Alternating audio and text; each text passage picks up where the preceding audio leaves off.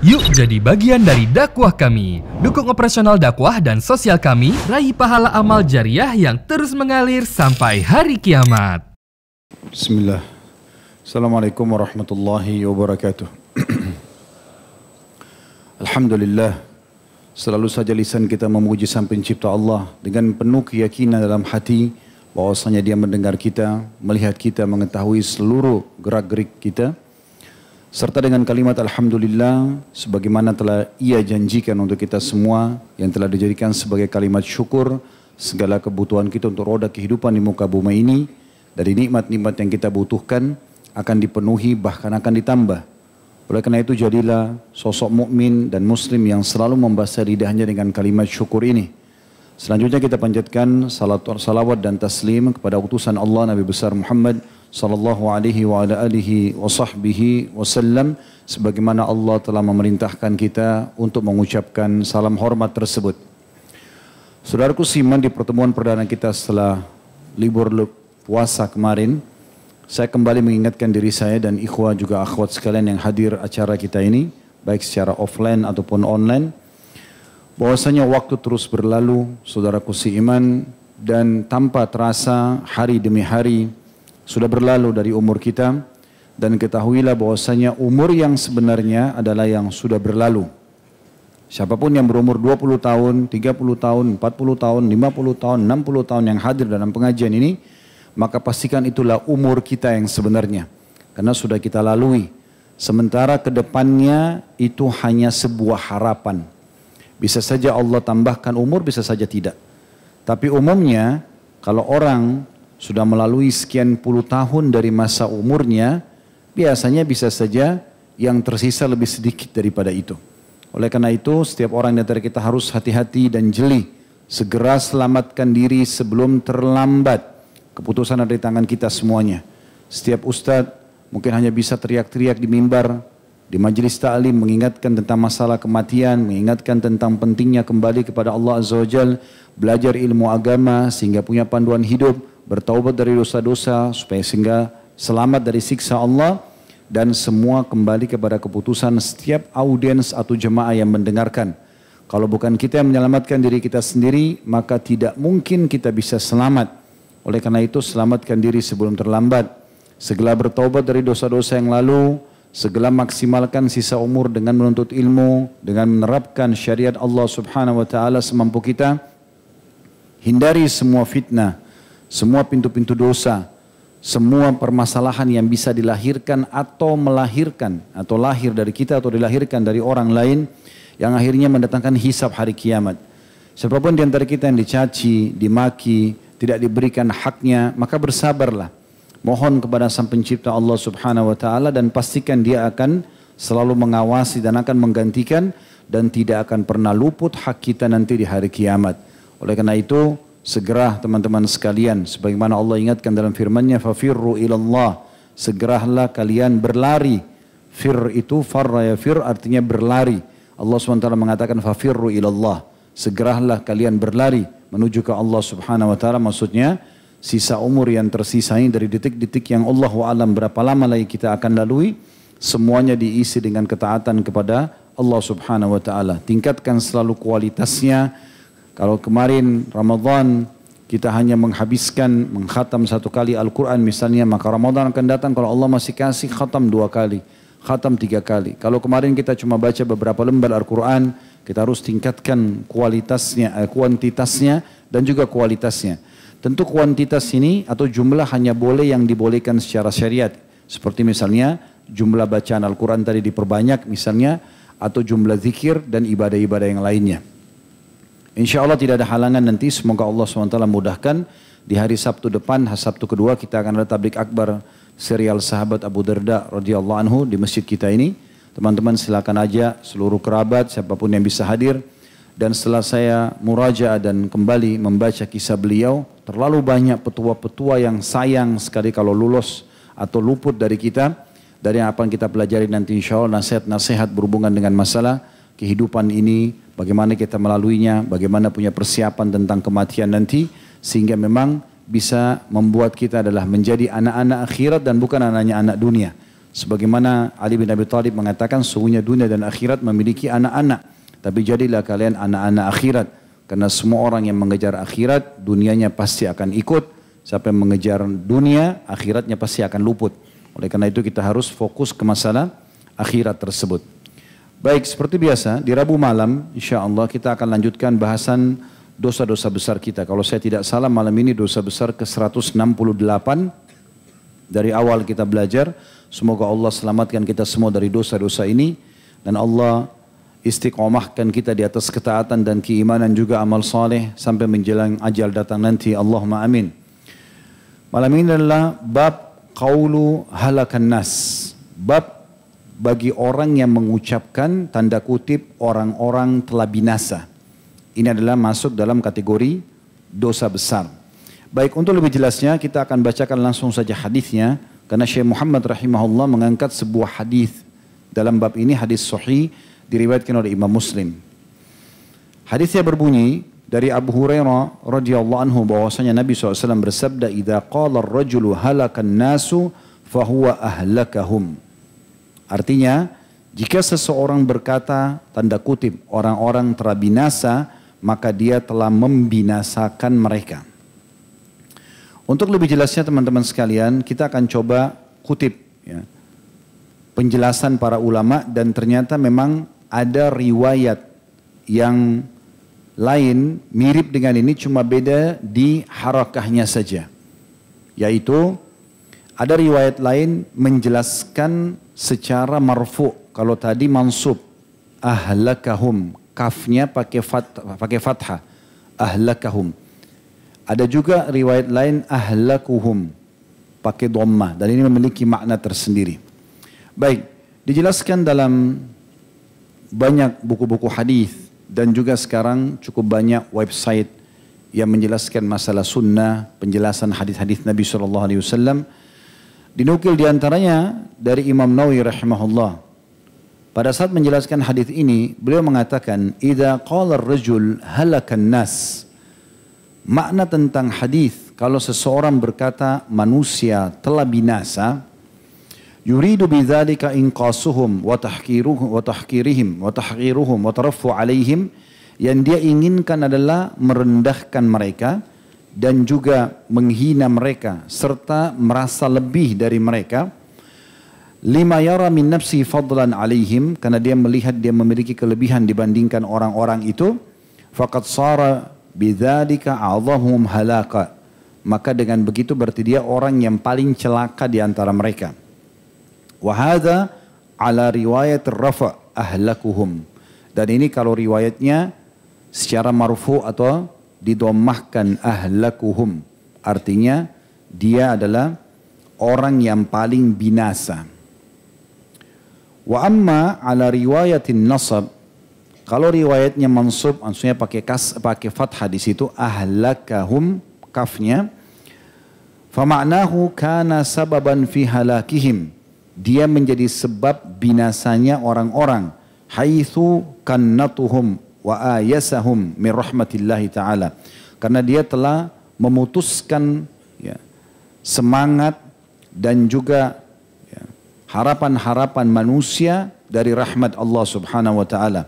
Sementara kita tahu putus asa dari rahmat Allah bagian daripada dosa besar. Itu sudah kita pelajari di kitab Al-Kabair punya Imam Adz-Dzahabi rahimahullah, 2 kitab sebelum ini.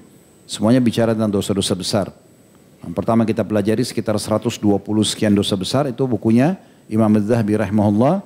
Lalu kita pindah ke buku Syekh Muhammad Munajjid juga Al-Kabair, ditambah beberapa belas di situ. Kemudian kita baru pindah ke buku Syekh Muhammad bin Abdul Wahhab rahimahullah dalam dosa-dosa besar ini.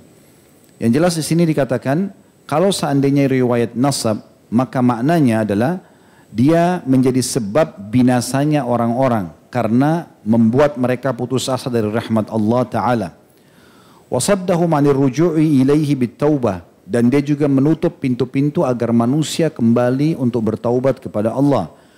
Wadafa'ahum ilal istimrari fima hum alaihi minal qunut hatta halaku, dan dia membiarkan dengan perkataan ini agar manusia terus saja berada pada pelanggaran-pelanggaran dan kesalahan mereka, dan juga keputusasaan mereka itu sampai akhirnya mereka binasa. Jadi ini makna dulu hadis dan adanya riwayat lain yang dinukil secara rafa' atau pakai dhamma, ahlakuhum. Kalau ini yang dibahas tadi disebutkan dalam buku kita ahlakahum, ya pakai nasab. Dan sudah kita jelaskan tadi keduanya. Baik, kita akan masuk teman-teman sekalian ke syarah atau penjelasan hadis.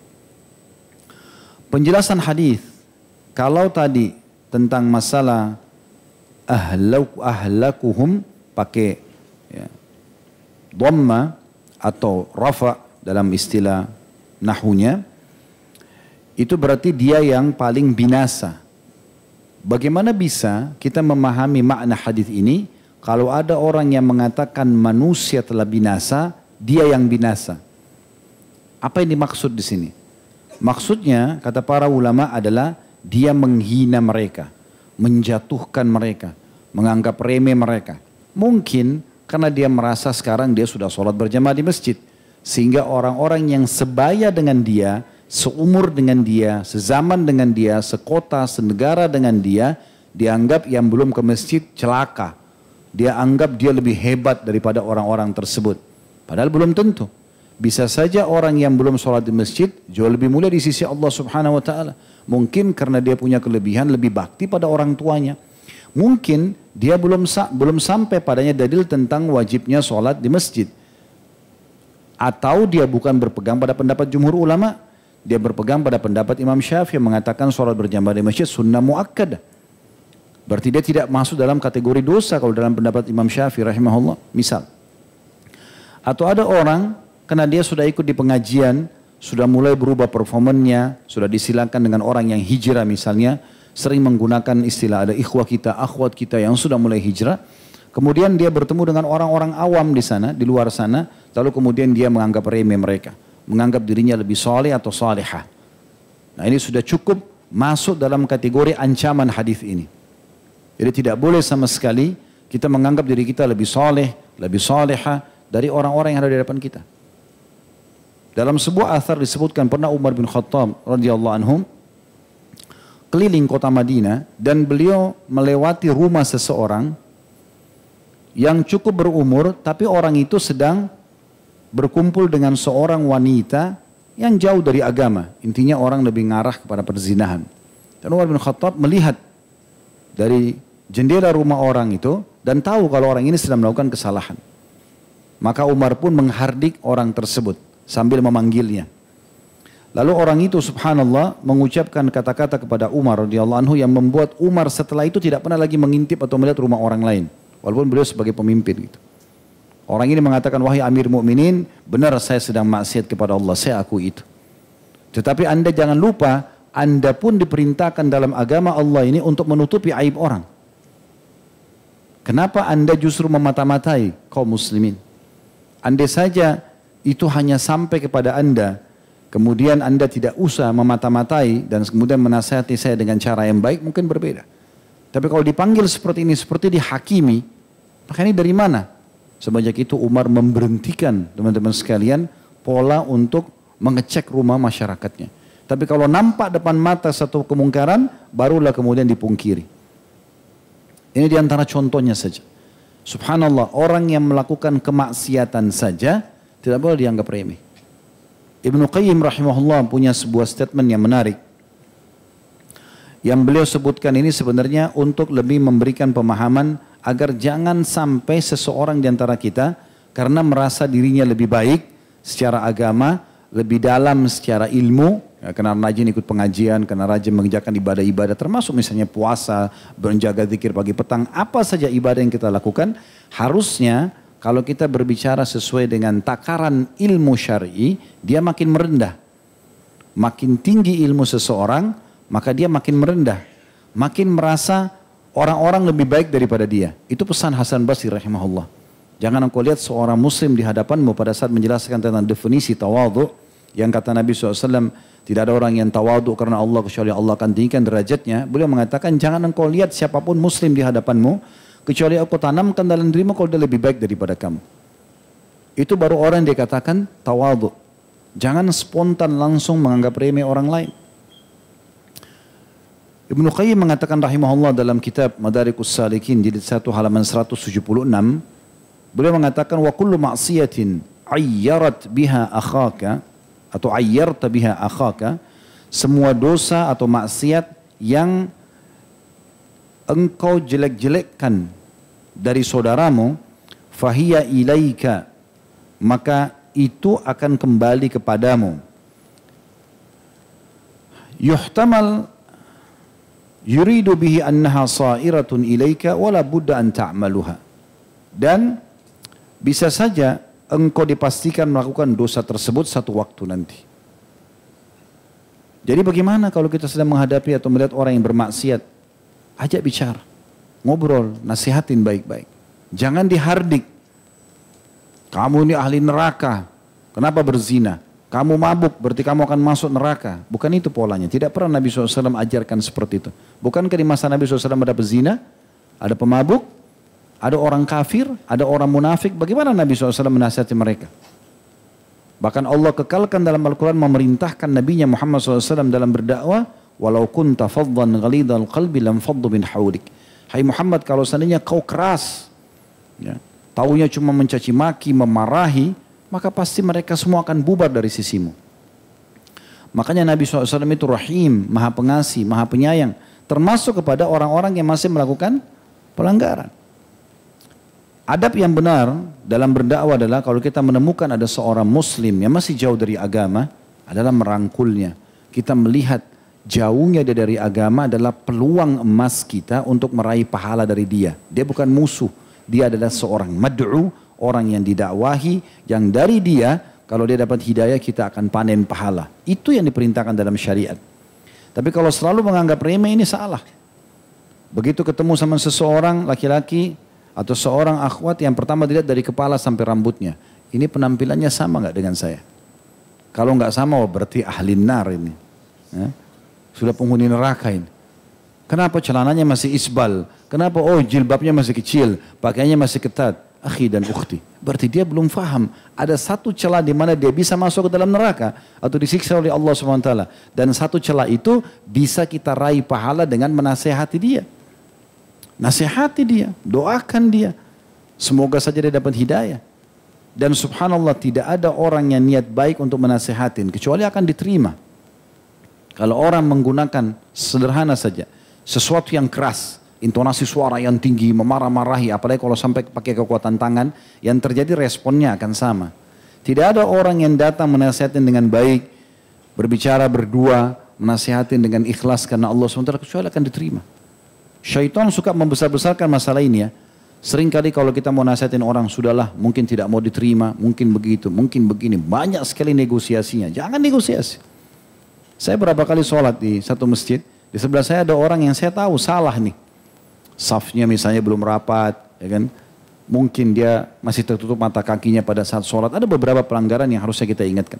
Begitu selesai salam, sebelum saya nasihatin atau bicara sama orang tersebut, ada saja tuh dalam jiwa itu kan, mungkin orang yang tidak terima, mungkin orang ini begini. A'udzubillahi minasyaitonirrajim.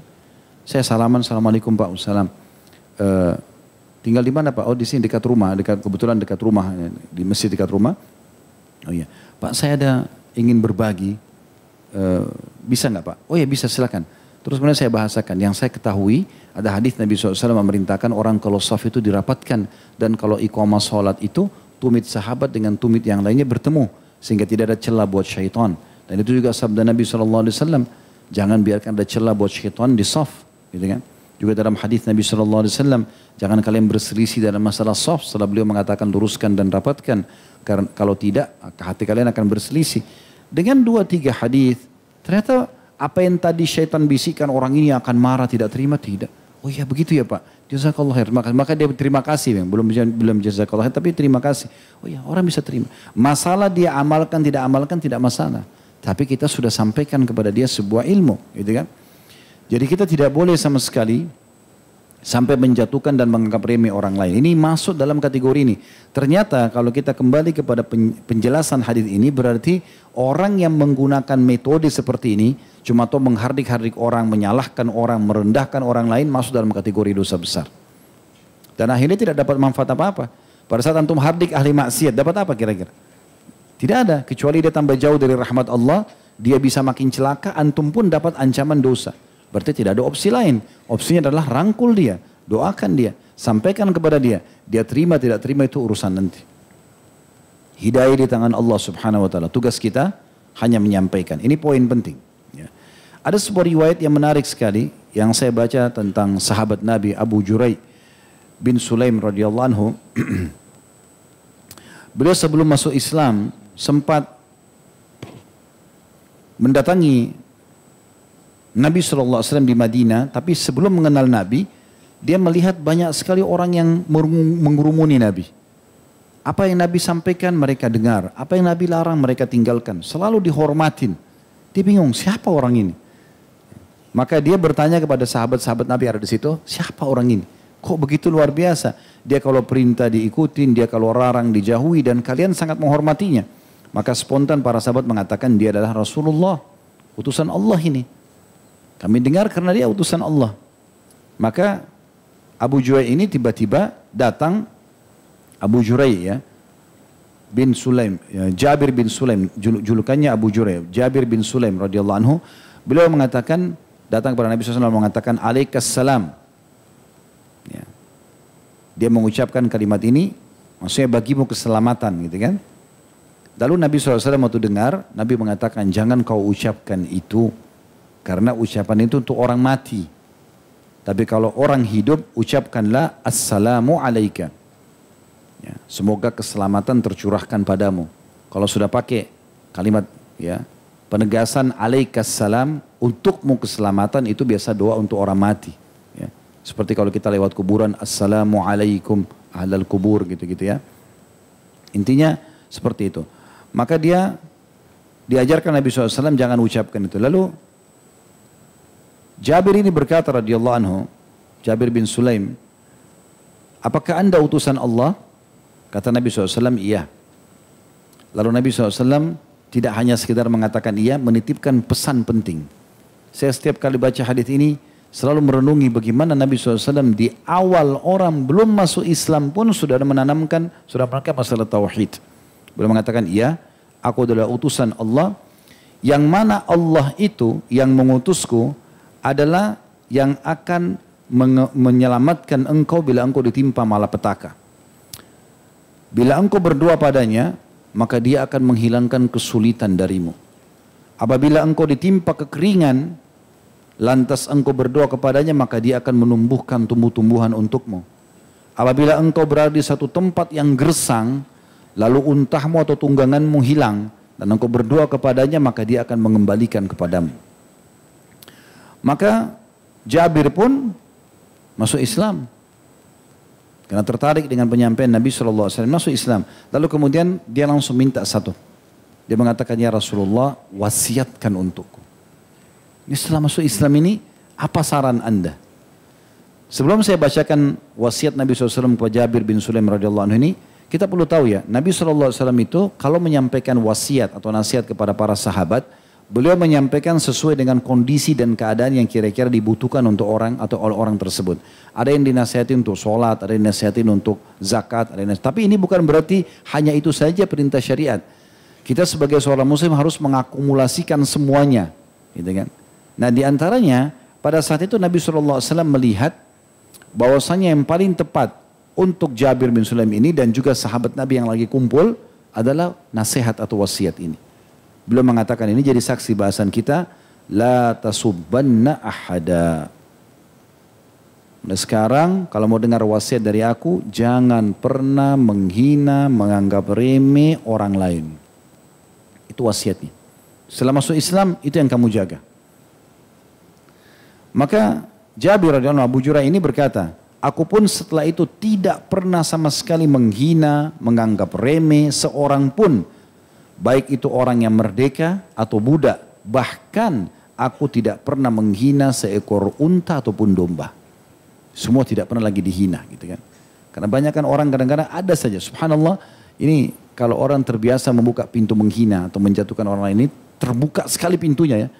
Misalnya kita terbiasa menghina seseorang. Tidak akan cukup sama satu orang itu. Syaitan akan buat kita menghina lagi orang yang lain, orang yang lain, orang yang lain dan tidak pernah berhenti. Itu kayak satu penyakit.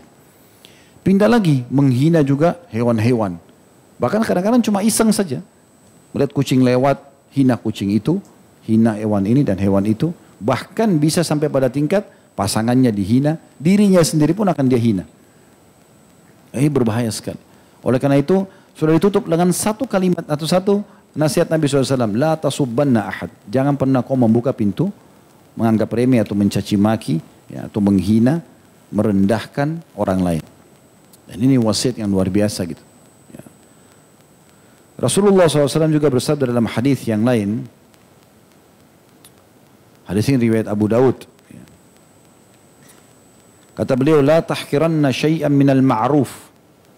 Jangan pernah kalian menganggap remeh kebaikan sekecil apapun. Selama itu yang di depan mata, itu yang bisa kita lakukan, kerjakan.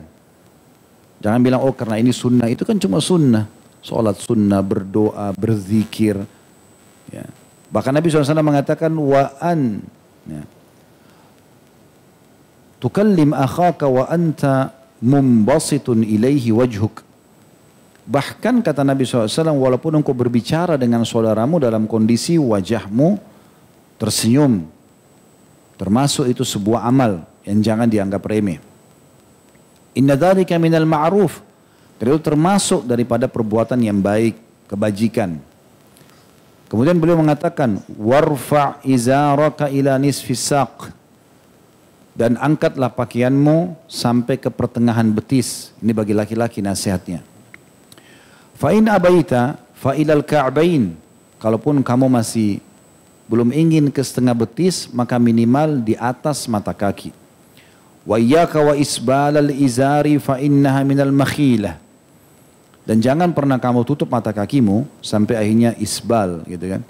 Karena itu termasuk bagian daripada kesombongan. Jadi walaupun orang bilang, saya tutup mata kaki saya tapi saya tidak sombong kok. Dia tidak faham ini. Nabi SAW mengatakan fa innaha minal makhilah.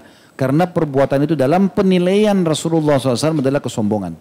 Walaupun antum tidak anggap diri antum sombong, tapi Nabi menilai itu sombong. Dan orang muslim harus memahami mana yang benar dan mana yang diperintahkan itu adalah yang Allah Rasul dan perintahkan, dan apa yang dilarang dan tidak disukai, apa yang Allah dan Rasul tidak sukai dan larang. Harusnya begitu.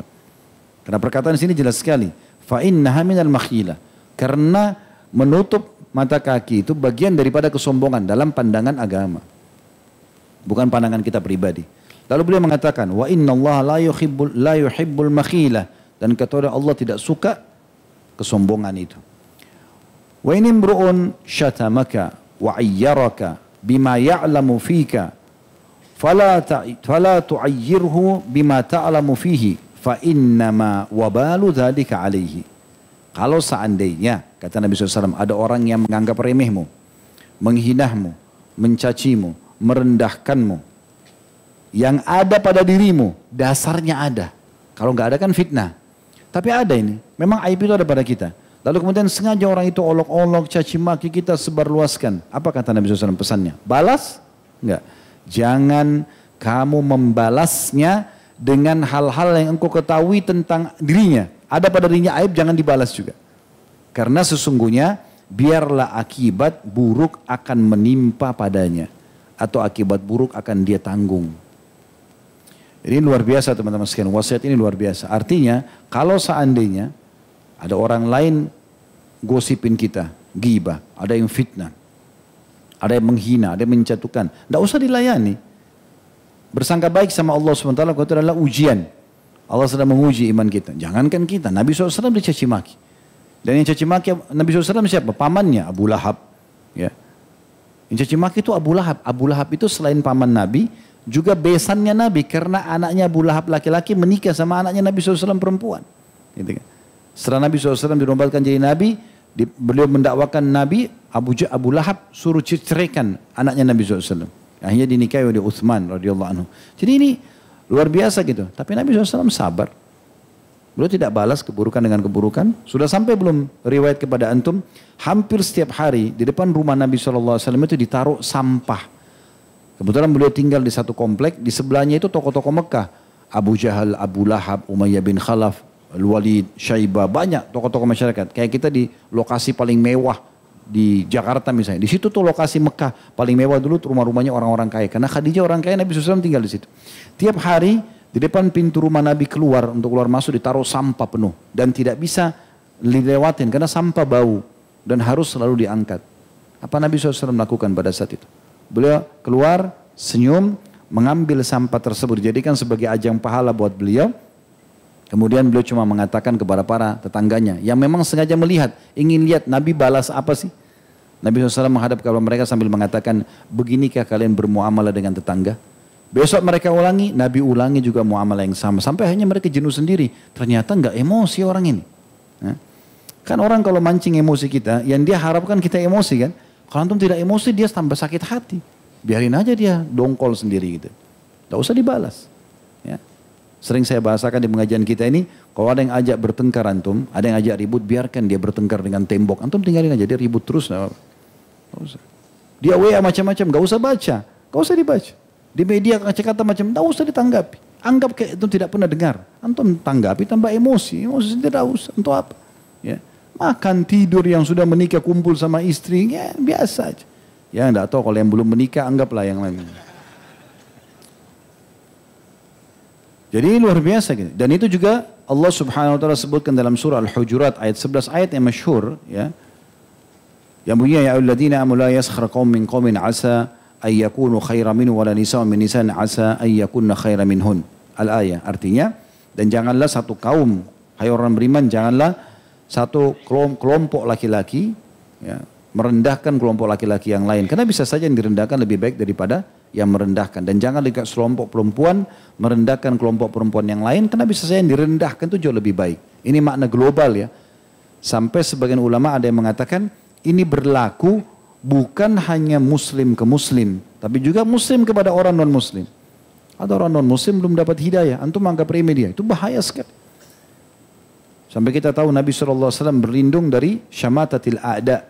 Syamatatil a'da artinya menganggap remeh musuh. Selalu kenang teman-teman sekalian, salah satu peperangan yang tidak bisa dilupa oleh umat Islam adalah perang Hunain. Setelah pembebasan kota Mekah, ada peperangan melawan suku Hawazim di lokasi Hunain. Hunain itu sekitar 30 km dari Mekah sekarang. Di situ terjadi peperangan, jumlah umat Islam pada saat itu sekitar 30.000 pasukan. 12.000 dari 10.000 dari Madinah, 2.000 tambahan, berarti 12.000 maaf. 30.000 ini pada saat perang Tabuk setelahnya lagi. Tapi perang Hunain itu 12.000 dan belum pernah pasukan Islam semenjak Nabi SAW diutus terbentuk sebanyak itu, 12.000 orang. Dan ada sebuah hadis Nabi SAW yang berbunyi tidak akan dikalahkan umat ini kalau berkumpul 12.000 pasukan. Tapi semuanya memang ikhlas untuk membela agama Allah. Tapi pada saat itu ada sahabat yang bicara, antum tahu siapa? Salah satunya Abu Bakar radhiyallahu anhu. Ternyata tidak bukan menganggap remeh mungkin, tapi beliau cuma mengatakan tidak akan dikalahkan pasukan sebanyak ini. Itu aja. Seakan-akan musuh pasti kalah nih. Maka dengan itu Allah Subhanahu wa taala menguji mereka, kalah pasukan. Pasukan Islam yang pertama turun di lembah Hunain, 1.000 orang semuanya berkuda dari suku Aslam, dipimpin oleh Khalid bin Walid, pimpinan perang yang paling perkasa. Turun luka-luka, Khalid bin Walid semuanya badannya luka waktu itu. Semua pasukan kocar-kacir. Sampai pingsan waktu itu Khalid bin Walid, dalam beberapa buku dikatakan Nabi SAW datang kemudian ya, mendoakan dan berdoa kepada Allah SWT agar beliau disembuhkan. Maka sembuhlah pada saat itu Khalid bin Walid. Tapi subhanallah begitu kacau balonya hanya karena syamatatul a'da, menganggap remeh musuh itu aja. Ya, jadi hati-hati sekali. Oleh karena itu harus hati-hati sekali ya. Jadi kalau kita Allah berikan kelebihan ilmu, kelebihan fisik, kelebihan jabatan, kelebihan harta untuk disyukuri. Jadi bukan untuk menyombongkan diri, bukan untuk meremeh orang lain. Dan di saat orang lain masih ada yang punya kekurangan, jadikan sebagai ajang pahala buat kita. Itu sesuai dengan perkataan juga Ibnu Katsir rahimahullah. Beliau menyebutkan dan menukil sebuah hadis Nabi SAW. Sebenarnya hadis ini hadis sahih, diriwayatkan Imam Muslim. Tapi beliau pernah setelah menyinggung firman Allah SWT surah Al-Hujurat ayat 11, beliau mengatakan, menukil hadis ini sambil mengatakan, sesungguhnya ya, ayat di atas ini berisi larangan tegas dari Allah Subhanahu wa taala agar jangan melecehkan dan meremehkan orang lain apapun alasannya. apapun alasannya. Dan ini sudah disebutkan oleh Nabi SAW bahwasanya meremehkan dan melecehkan orang lain termasuk kategori orang sombong, berarti dosa besar yang lain lagi. Jadi meremehkan orang lain itu selain mendapatkan dosa apa yang sedang kita bahas pada malam ini dari hadis ini, juga dia berarti ya masuk dalam kategori sombong yang Nabi SAW bersabda, al-kibru batrul haq, ya, wagamtun nas. Ya. Sombong adalah sikap menolak kebenaran dan meremehkan manusia. Meremehkan manusia. Nah ini kalau dari makna ya, dia pakai rafa ya, artinya dia maaf, ini adalah kalau ya pakai rafa ahlakuhum, dia orang yang paling binasa karena dia menghina orang lain. Jadi kalau dia menghina orang lain berarti dia yang lebih terancam sebenarnya, dia lebih terancam. Sekarang kalau dia pakai nasab ya, ahlakuhum, ahlakahum, membinasakan orang-orang, yaitu membuat mereka putus asa. Membuat mereka putus asa. Jadi kalau ada orang mengatakan orang-orang binasa semua karena menghina mereka, berarti dia yang paling pertama dibinasakan oleh Allah. Dia menghina orang lain, dia akan dihina orang lain. Ingat perkataan Ibnu Qayyim tadi, kalau kita mengolok-olok dosa orang lain, maka dipastikan satu waktu kita bisa terjerumus dalam dosa yang sama. Kalau riwayat nasabnya ahlakahum, berarti membinasakan orang-orang. Kalau tadi kan dia yang paling binasa. Sekarang kalau dia membinasakan orang lain, maksudnya membuat mereka putus asa dari rahmat Allah. Dan kita tahu putus asa dari rahmat Allah ini adalah termasuk dosa besar. Ya. Jadi tidak boleh sama sekali kita mengajak orang lain agar putus asa dari rahmat Allah Subhanahu wa taala. Baik, di sini ada beberapa poin saja saya ingin titik beratkan tentang masalah putus asa ini, selain memang pernah kita bahas ya di buku dosa-dosa kita yang pertama tadi, masalah dosa besar itu termasuk putus asa dari rahmat Allah Subhanahu wa taala. Yang pertama, agar kita tidak putus asa ya, dan juga tidak mengajak manusia untuk putus asa. Ini tuh contohnya begini, misalnya ada orang terlanjur buat dosa nih, sudah lama dia buat dosa, kayaknya percuma kok nggak akan terima tobatmu gitu ya. Ini orang sekian lama bermaksiat kepada Allah, lalu datang kepada dia, kayak mau tobat, udah nggak mungkin kau diterima tobatmu. Kayak gitu, kayak buat orang putus asa, sehingga orang tidak mau bertaubat di jalan Allah SWT. Percuma kau pakai jilbab sekarang. Atau dia ketemu sama orang di pengajian begini, temannya di sebelah, dulu waktu SMA ini bandel banget orang. Begitu dekat, kau sudah jadi ahli surga sekarang ya. Misal contoh. Jadi dia kayak menganggap remeh orang lain gitu. Kayak nggak mungkin orang lain tobat. Nah ini keliru. Ya. Nah ini yang tidak boleh tentunya. Baik, di antara kisah yang masyhur yang kita harus tahu ya, tentang masalah poin ini, agar jangan putus asa dari rahmat Allah SWT, bagaimana kita lihat hidupnya Umar bin Khattab yang sudah lama kufur, kemudian masuk Islam dan tidak pernah lihat lagi masa lalunya. Cukup banyak ya. Nanti yang kita bahas Abu Darda radhiyallahu anhu itu juga terlambat masuk Islam. Beliau masuk Islam setelah perang Badar, sehingga tidak hadir perang Badar, di perang Uhud. Tapi akhirnya beliau menjadi ulamanya muslimin gitu kan. Dan cukup banyak. Abu Hurairah terlambat masuk Islam, tapi karena beliau tidak lihat lagi masa lalunya, banyaknya hadis yang diriwayatkan sehingga diterima oleh kaum muslimin pada saat itu, dan sekian banyak contoh-contoh berhubungan dengan masalah ini. Menunjukkan bahasan kita teman-teman sekalian, makna hadis kalau dia dengan nasab ahlakahum, atau kalau orang mengatakan sesungguhnya manusia telah binasa, dengan tujuan berarti membuat mereka putus asa dari rahmat Allah Subhanahu wa taala. Dan sudah kita jelaskan kalau putus asa dari rahmat Allah bagian daripada dosa besar. Contoh misalnya ada orang berbuat dosa sekian tahun, lalu dia mengatakan sepertinya Allah tidak akan memaafkan dosa-dosa saya. Lalu kemudian dia biarkan dirinya dalam kemaksiatan sampai meninggal. Nah, ini berarti dia membinasakan dirinya. Nah begitu juga kalau orang katakan pada orang lain, kayaknya kamu tidak akan diampuni. Hadis yang paling masyhur dalam masalah hadis Bukhari, yang orang membunuh 99 jiwa, hadis yang masyhur. Karena dia bertemu dengan seorang abid, ahli ibadah tapi tidak punya ilmu. Dia bilang, saya telah membunuh 99 jiwa, apakah Allah masih bisa mengampuni saya? Dia bilang, enggak mungkin. Bunuh 99 orang enggak mungkin. Nah karena orang ini putus asa, dia bunuh juga orang itu. Digenapin 100. Itu kan dalam hadis begitu. Kemudian dia keliling sampai bertemu dengan seorang alim yang punya ilmu. Lalu dia mengatakan, saya telah membunuh 100 orang, apakah Allah masih bisa mengampuni saya? Tentu saja, kata orang alim tersebut. Tidak ada orang yang putus asa dari rahmat Allah Subhanahu wa taala. Silakan bertobat, Dan pergilah ke negeri ini, di sana engkau akan temukan komunitas yang baik. Maka orang itu pun akhirnya menuju ke sana. Tentu kisahnya cukup panjang, diantaranya adalah dia meninggal tengah jalan, lalu Allah utus malaikat yang marah rahmat dan malaikat siksa, yang mana yang akan mengambil ruhnya ini. Karena dia belum tiba di lokasi yang dia akan memperbaiki keadaan dia. Malaikat penyiksa mengatakan ini orang meninggal dalam keadaan banyak maksiatnya. Yang malaikat rahmat mengatakan tapi dia sedang menuju ke jalan taubat. Maka Allah utus malaikat ketiga yang menengahi dua malaikat tersebut lalu berkata, sekarang kita ukur aja. Langkah kaki dia lebih dekat ke tempat yang dia mau perbaiki diri itu atau negeri dia yang dia tadinya tinggal bermaksiat. Kata Nabi SAW, Allah menjauhkan jarak negeri dia yang dia maksiat dan mendekatkan negeri yang akan dia pergi bertaubat itu 1 jengkal saja bedanya. Makanya dia diambil oleh malaikat rahmat, ya, malaikat kasih sayang. Tapi saksi bahasan bagaimana dia sudah membunuh 99 jiwa. Di dalam hadis yang lain juga kata Nabi SAW, Allah berfirman, wahai anak Adam, kalau seandainya engkau datang kepadaku membawa dosa sepenuh langit ini, semuanya penuh dengan dosa, dan engkau datang kepadaku pada hari kiamat, ya, sementara belum atau engkau tidak pernah menyekutukan aku dengan sesuatu apapun, tidak berbuat syirik, maka kau akan datangkan pengampunan sebanyak dosamu itu. Jadi rahmat Allah luas sekali. Tidak boleh kita memutus rahmat Allah itu untuk diri kita atau memutus untuk orang lain. Semua penuh dengan rahmat dan kasih sayang Allah Subhanahu wa ta'ala. Nah, cara supaya kita tidak putus asa, pertama fahami dulu kalau putus asa itu dosa besar. Itu yang pertama. Yang kedua, bekali diri dengan ilmu syar'i. Itulah nasihat yang paling baik dari Muadz bin Jabal radhiyallahu anhu pada saat beliau mengatakan ilmu adalah teman yang paling setia dan paling tepat dalam keadaan kita sedang berbahagia sehingga bisa bersyukur, dan ilmu juga teman yang paling baik dan paling setia di saat sedang susah. Serta ketahuilah ilmu agama adalah senjata terbaik dalam menghadapi musuh.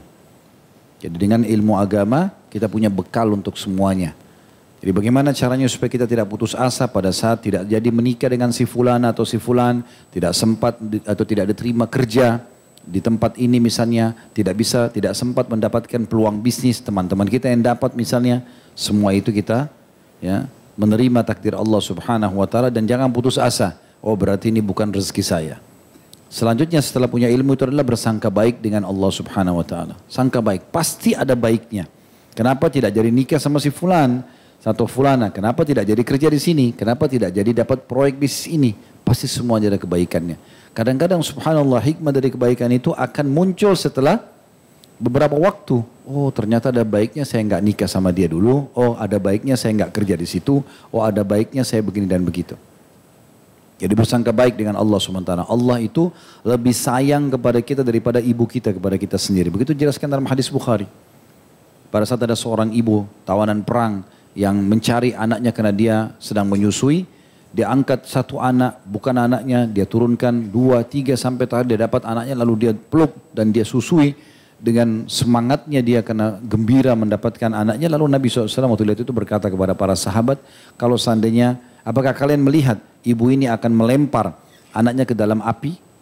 Kalau kita bakar api unggun, mau nggak dia lempar? Kita suruh lempar anaknya. Tentu saja kata para sahabat, tidak ya Rasulullah. Selama dia masih bisa pertahankan, tidak mungkin dia ingin anaknya dilempar dalam api neraka. Kata Nabi SAW, demi zat yang jiwaku dalam genggaman, demi Allah, sesungguhnya Tuhan kalian Allah lebih sayang kepada kalian daripada ibu itu kepada anaknya.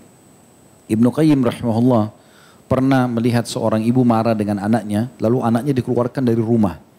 Lalu kemudian ditutup pintu rumah dan anak itu nangis-nangis, ngerengek-ngerengek depan pintu rumah ibunya. Sampai anak itu ketiduran. Ibnu Qayyim sengaja nunggu mau lihat bagaimana reaksi ibu ini setelah melihat anaknya merengek-rengek dan nangis-nangis. Dibiarkan sama ibunya sampai tidur. Rupanya ibunya tersentuh juga hatinya, lalu kemudian dibuka pintu, digendong anak tersebut, dibawa masuk ke dalam. Kata Ibnu Qayyim, subhanallah, maha suci Allah. Seandainya setiap hamba memahami bagaimana Allah lebih sayang kepada dia daripada ibunya pada anaknya, maka dia akan melebihi anak itu untuk selalu menangis dan merengek kepada Tuhannya. Ada masalah di tempat sujud, ibadah kepada Allah SWT, bukan malah tambah jauh, tambah maksiat, tambah mabuk-mabukan, tambah jauh dari rahmat Allah SWT. Ini salah. Nah, itu contohnya. Jadi tidak boleh putus asa dari rahmat Allah Subhanahu wa ta'ala. Selanjutnya setelah sangka baik kepada Allah SWT, juga teman-teman sekalian kita banyak berdoa. Berdoa karena memang di saat cobaan sedang datang disitulah puncaknya kekhusyuan dalam doa. Kita lagi sakit minta disembuhkan, kita lagi bangkrut usaha, lagi terlilit utang, lagi mungkin dalam kasus akan bercerai dengan pasangan, mungkin sudah sekian tahun menikah nggak punya anak, itu lagi luar biasa ujian. Jangan putus asa pada saat itu, justru makin gencar dan untuk mendekatkan diri kepada Allah SWT. Di antara doa.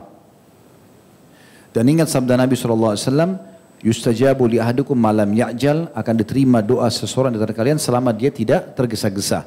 Lalu sahabat bertanya, wa kaifa ya'jal ya Rasulullah? Bagaimana cirinya orang yang tergesa-gesa dalam doa itu?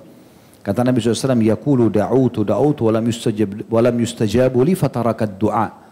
Dia bilang saya sudah berdoa, kemudian belum lihat jawabannya, maka dia pun meninggalkan doa. Mungkin tinggal sekali lagi berdoa, mungkin tinggal sehari lagi, mungkin tinggal 2 hari lagi. Kenapa putus asa?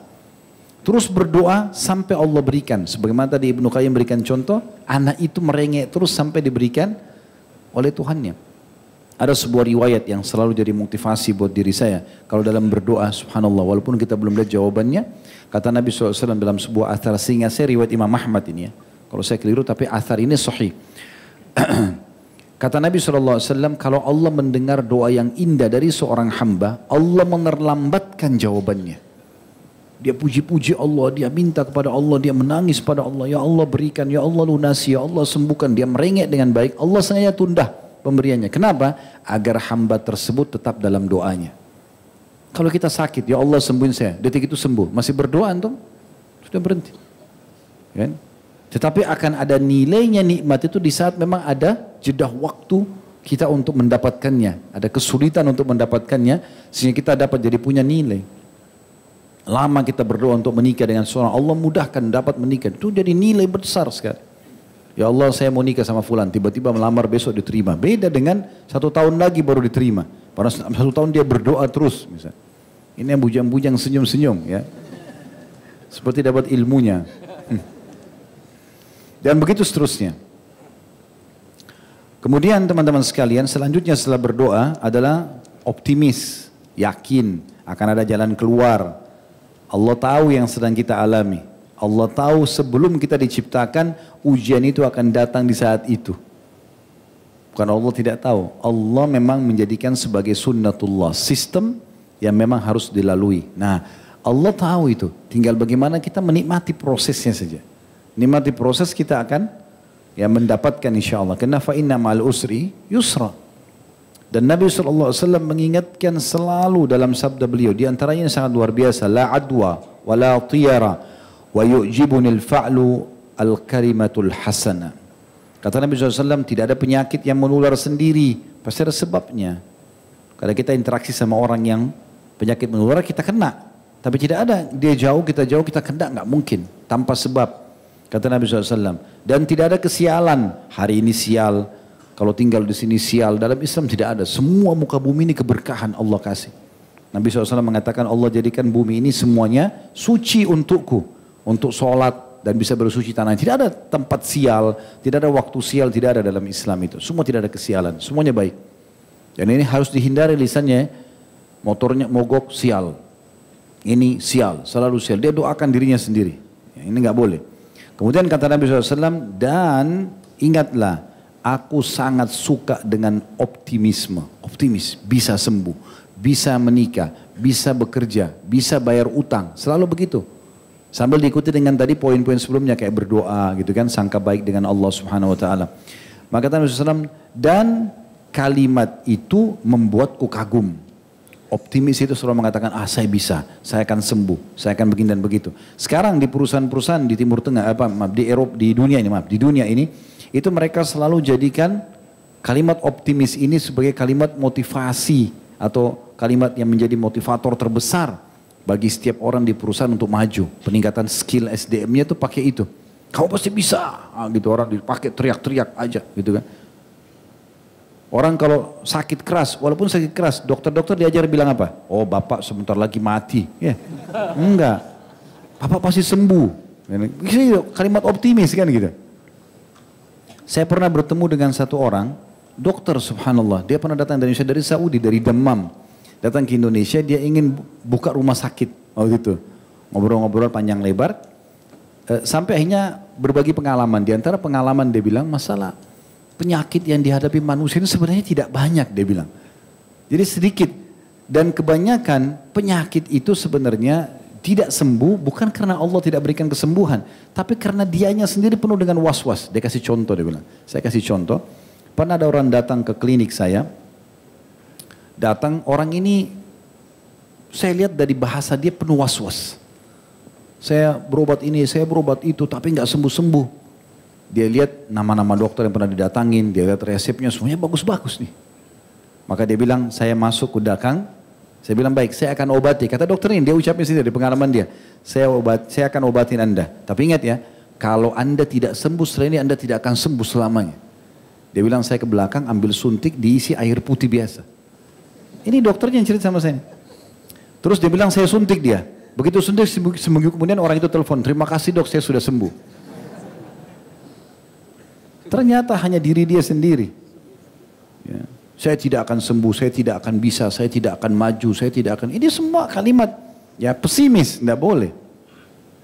Tapi kita harus optimis insya Allah. Ya.